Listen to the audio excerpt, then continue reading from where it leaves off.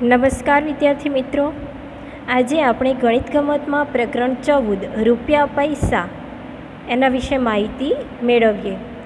જુઓ, અહીં બે બાળકો છે એ વાતો કરે છે. આ બાળક કહે છે કે મેં ઘણા બધા સિક્કા ભેગા કર્યા છે પણ મારી પાસે પાકીટ નથી. બીજો છોકરો કહે છે ચાલો પૈસા માટેનું આપણે પાકીટ બનાવીએ. એક કાગળ લઈને તેને બરાબર વચ્ચેથી વાળો. જુઓ બાળકો, આ રીતે કાગળ લેવાનું છે અને એને વચ્ચેથી વાળવાનું છે. બંને ખૂણાઓ અ અને બને એવી રીતે વાળો કે જેથી તે બિંદુઓવાળી રેખા પર ભેગા થાય. જુઓ, અ અને બ એવી રીતે વચ્ચેથી આપણે આ કાગળ છે એને વાળવાનું છે. હવે કાગળ આ મુજબ દેખાશે. જુઓ, કાગળ છે એ આ મુજબ દેખાશે. હવે કાગળના ટોચના ભાગને પાછળ તરફ આ રીતે વાળો જેથી કાગળની પાછળનો ભાગ આ રીતે દેખાય. હવે જે આ છેડો છે એ પાછળની સાઈડ વાળવાનો છે અને આ રીતે બનાવવાનું છે. અને આગળનો ભાગ છે આવો ચોરસ જેવો દેખાશે. પછી શું કહે છે કે કાગળના આગળના ભાગને ઉપર રાખો અને ક ખ અને ઘ વાળી કિનારીને એવી રીતે વાળો જેથી તે બિંદુઓ ટપકાવાળી રેખા પર ભેગા થાય. આ ક ખ ઘ એ આપણે નામ આપ્યા છે અને એને એવી રીતે વાળવાનું છે કે જે આ રીતે આકૃતિ બની શકે. હવે ટોચના ભાગને ટપકાવાળી રેખા સહિત વાળો કે જેથી તેનું ચિત્ર આ મુજબ દેખાય. જુઓ, પાછળની પટ્ટીને નીચે તરફ વાળો. તમારું પાકીટ તૈયાર. તો બાળકો જુઓ, આવી રીતે રફ કાગળમાંથી મેં આ રીતનું પાકીટ બનાવેલું છે. હવે આ પાકીટ છે એની અંદર આપણે રૂપિયા કે સિક્કા નોટ જે કાગળના નોટ આવે એમાં બનાવી અને આપણે આની અંદર મૂકી શકીએ. આપણા પાકીટ માટે પૈસા.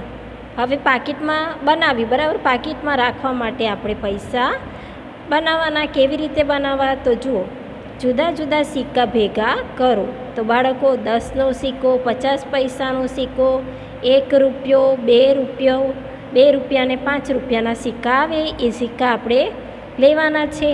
એક સિક્કાને સપાટ ટેબલ પર મૂકો, તેના પર પાતળો કાગળ મૂકો. હવે શું કરવાનું છે? સિક્કાને છે તે પહેલાં ટેબલની ઉપર મૂકવાનું અને એની ઉપર એક કાગળ મૂકવાનું છે. એક હાથથી કાગળને મજબૂત રીતે પકડી રાખો.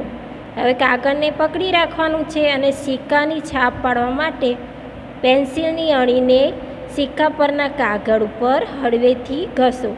હલકા હાથે આ કાગળ છે એની ઉપર આપણે જ્યાં સિક્કો રાખ્યો હોય એ સિક્કાની ઉપર આપણે છાપ લેવાની હોવાથી એકદમ હળવા હાથે ઘસીએ તો આપણને છાપ મળે. જો અહીં રંગબેરંગી કલરથી છાપ મેળવેલી છે આપણે ચિત્રમાં જોઈ શકીએ. ધીમે ધીમે સિક્કાની છાપ કાગળ પર દેખાશે. સિક્કાની છાપને કાપી લો અને તમારા પાકીટમાં રાખો. હવે શું કરવાનું? આપણે આ સિક્કા મેળવ્યા બરાબર કાગળ ઉપર. તો કાગળ પર પછી આપણે કાતરની મદદથી ગોળ ગોળ કાપી લેવાનું છે અને આપણે જે પેલું પાકીટ બનાવ્યું એની અંદર આ રૂપિયાના સિક્કા છે એ આપણે મૂકી શકીએ. હવે કાગળને કાપીને ચલણી નોટો બનાવો અને દરેક નોટ પર તેની કિંમત લખો. હવે શું કરવાનું છે કે કાગળને આપણે નાના નાના ટુકડાઓમાં કાપવાનું છે અને એની ઉપર આપણે લખવાનું. જો 1 રૂપિયાની નોટ હોય તો લખવાનું કે 1 રૂપિયો, પછી 2 રૂપિયા, પછી 20 રૂપિયા, 100 રૂપિયા, 10 રૂપિયા, 5 રૂપિયા અને 50 રૂપિયા. એવી રીતે આપણે નોટની અંદર લખી કાગળની અંદર લખી અને એ કાગળ ચોરસ કાપી લેવાના છે. પૈસાની રમત. નીચેની રકમને દર્શાવવા માટે નોટ અને સિક્કાનો ઉપયોગ કરો. તમે બનાવેલા પાકીટમાં કેટલાક પૈસા રાખી શકો. હવે શું કહે છે બાળકો? જુઓ, અહીં કેટલીક આપણને રકમ લખેલી દેખાય છે. તો આ રકમ છે એ આપણે દેવી હોય તો કેટલા પૈસા મૂકવા પડે? એવું કહે છે. તો અહીં 26 રૂપિયા લખ્યા છે. હવે 26 રૂપિયા આપણે પર્સમાં રાખવા હોય તો કઈ રીતે રાખી શકાય? તો 20 રૂપિયાની એક નોટ લેવાય અને 5 રૂપિયાની એક નોટ, એટલે કે 20 અને 5 25 રૂપિયા થાય. અહીં 50 પૈસાના બે સિક્કા લીધા છે. 50 પૈસા વત્તા 50 પૈસા એટલે 1 રૂપિયો થાય. અથવા તો આપણે 10-10ની બે નોટ લઈ શકીએ. 5 રૂપિયાનો એક સિક્કો અને 1 રૂપિયાનો એક સિક્કો પણ લઈ શકીએ તો પણ 26 રૂપિયા થાય. હવે બીજું કહે છે કે 4 રૂપિયા અને 50 પૈસા. તો આપણે શું કરવાનું? 2 રૂપિયાના બે સિક્કા અને 50 પૈસાનો એક સિક્કો લેવાનો છે, એટલે 4 રૂપિયા અને 50 પૈસા થશે. હવે 78 રૂપિયા કહે છે. તો 78 રૂપિયા માટે આપણે શું કરવાનું? તો 50 રૂપિયા છે એની એક નોટ લેવાની. 50 વત્તા 20 રૂપિયા, 50 રૂપિયા વત્તા 20 રૂપિયા કરીએ તો આપણને 70 રૂપિયા મળે.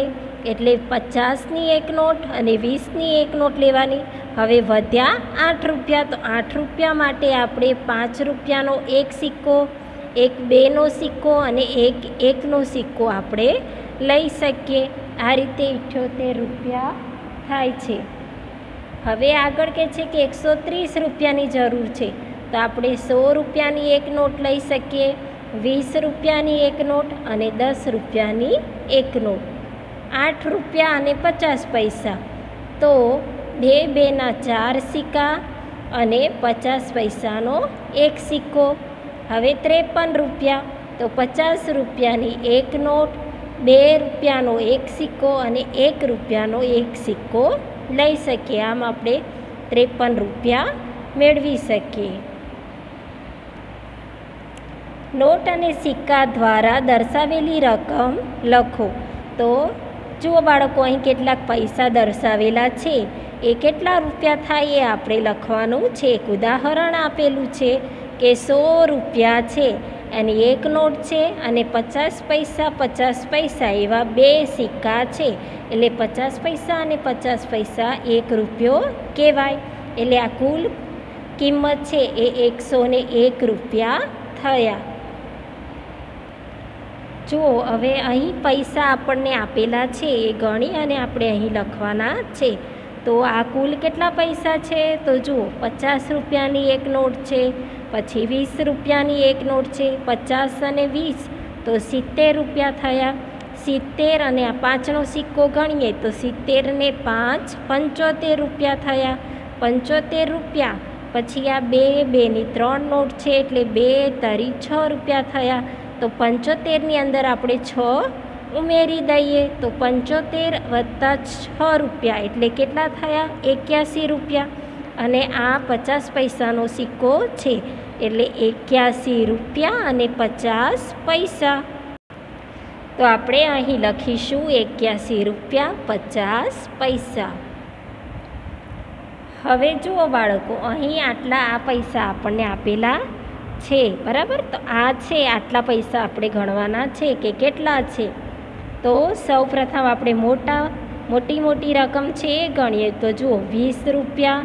તો આપણે સાઈડમાં અહીં લખી દઈએ 20 રૂપિયા. 20 રૂપિયા પછી છે 5ના બે સિક્કા એટલે 5 ને 5 10 રૂપિયા. પછી 2 વત્તા 2 એટલે 4, 4 વત્તા 2 એટલે 6, 6 વત્તા 2 એટલે 8, 8 વત્તા 2 એટલે 2 ના 5 એટલે કે 10 રૂપિયા થયા. પછી છે આ 1 રૂપિયાનો એક સિક્કો એટલે 1 રૂપિયાનો એક સિક્કો લખીએ. પછી આ 50 વત્તા 50 પૈસા એટલે આ 1 રૂપિયો, આ 2 રૂપિયા, આ 3 રૂપિયા અને આ 50 પૈસા એટલે 3 રૂપિયા અહીં લખ્યા. અને આ પૈસા છે એ આપણે અહીં બાજુમાં લખવાના. આ પૈસા છે અને આ છે એ રૂપિયા કહેવાય, બરાબર? હવે આ બધાયનો આપણે શું કરવો પડે? તો સરવાળો કરવો પડે. તો 3 વત્તા 1 એટલે 4. પછી 2 વત્તા 1 એટલે 3, 3 વત્તા 1 એટલે 4. 44 રૂપિયા અને આ વધ્યા એ 50 પૈસા. તો આ કુલ કેટલા પૈસા છે? 44 રૂપિયા અને 50 પૈસા છે. હવે અહીં બીજા જે પૈસા આપ્યા છે એ આપણે ગણીએ. તો આટલા પૈસા છે એ આપણે ગણીએ અને અહીં લખવાના છે. તો જુઓ, સૌપ્રથમ મોટી સંખ્યા લઈએ તો 10નો સિક્કો વત્તા 10નો સિક્કો એટલે કે 20 રૂપિયા થયા. બરાબર. પછી છે આ 5નો સિક્કો અને આ 5નો સિક્કો. પછી બીજો આ 5નો સિક્કો છે એટલે કે 5 વત્તા 5 એટલે 10. 10 ને 5 15 રૂપિયા. પછી જો આ 2નો સિક્કો છે, આ 2નો સિક્કો એટલે 2 ને 2 4 રૂપિયા. હવે 1-1નો સિક્કો ગણીએ તો આ 1 રૂપિયાના 2 સિક્કા એટલે કે 2 રૂપિયા. હવે 50 પૈસાના સિક્કા છે તો આ 1 રૂપિયો, આ 2 રૂપિયા, આ 3 રૂપિયા. 3 રૂપિયા અને 50 પૈસા. આપણે અહીં લખીએ 3 રૂપિયા અને 50 પૈસા. હવે આ બધી જ જે રકમ આવી એ આપણે સરવાળો કરી જોઈએ. તો બાળકો, આનો જવાબ પણ 74 રૂપિયા અને 50 પૈસા આવે. તો આપણે ખાલી જગ્યાની અંદર લખવાનું 44 રૂપિયા 50 પૈસા. જુઓ બાળકો, હવે આ 500ની નોટ છે, પછી આ 100ની નોટ છે અને આ 100ની નોટ છે. તો આપણે સૌપ્રથમ 500ની નોટ છે તો અહીં લખીશું 500 રૂપિયા. પછી 100ની નોટ લઈ લઈએ તો આ 100ની નોટ અને આ 100ની નોટ એટલે કે 100 ને 100 200 રૂપિયા થયા. પછી જોઈએ તો 50 રૂપિયાની નોટ, તો 50ની આ એક નોટ અને આ એક નોટ એટલે કેટલા થયા? 50 વત્તા 50 100 રૂપિયા. હવે 10 રૂપિયાની નોટ લઈ લઈએ તો આ એક 10ની નોટ અને આ 10ની નોટ એટલે કે 20 રૂપિયા. હવે 5ની નોટ જોઈએ તો આ 1, આ 2 અને આ 3. 5 તરી 15 રૂપિયા થાય એટલે આપણે અહીં લખીશું 15 રૂપિયા. હવે 2 રૂપિયાની નોટ જોઈએ તો 1, 2, 3. બરાબર. આપણને 2 રૂપિયાની અહીં 3 નોટો દેખાય છે એટલે 2 તરી 6 રૂપિયા. હવે 1ની અહીં નોટ છે, જો 1 રૂપિયો એટલે 2 રૂપિયા અને આ 1નો સિક્કો પણ ગણીએ એટલે 3 રૂપિયા થયા. હવે જુઓ, અહીં 50 પૈસા છે એટલે 50 પૈસા એ આપણે ઉપરથી લખી શકીએ. પહેલાં આ બધાનો સરવાળો કરીએ અને અંદર આપણે 50 પૈસા ઉમેરીએ. તો જુઓ બાળકો, આપણે આ રીતે સરવાળો કરી શકીએ કે એકમની સંખ્યાનો સરવાળો, પછી દશકની સંખ્યાનો સરવાળો અને પછી 100ની સંખ્યાનો સરવાળો.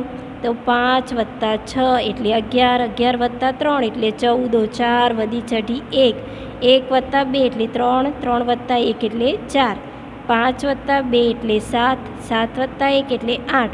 તો 844 રૂપિયા અને આ 50 પૈસા. કુલ કેટલા થયા? 844 રૂપિયા અને 50 પૈસા જવાબ આવ્યો. તો આપણે ખાલી જગ્યામાં લખવાનું અહીં કે 844 રૂપિયા 50 પૈસા. તો આ રીતે તમે તમારા ઘરે નોટો બનાવી અને ગણતરી કરી અને આ રીતે ખાલી જગ્યા પૂરવાની છે. આપણે આજે આટલો અભ્યાસ કરીએ છીએ. હવે પછીનો અભ્યાસ છે આપણે નેક્સ્ટ વિડીયોમાં ભણીશું. Thank you.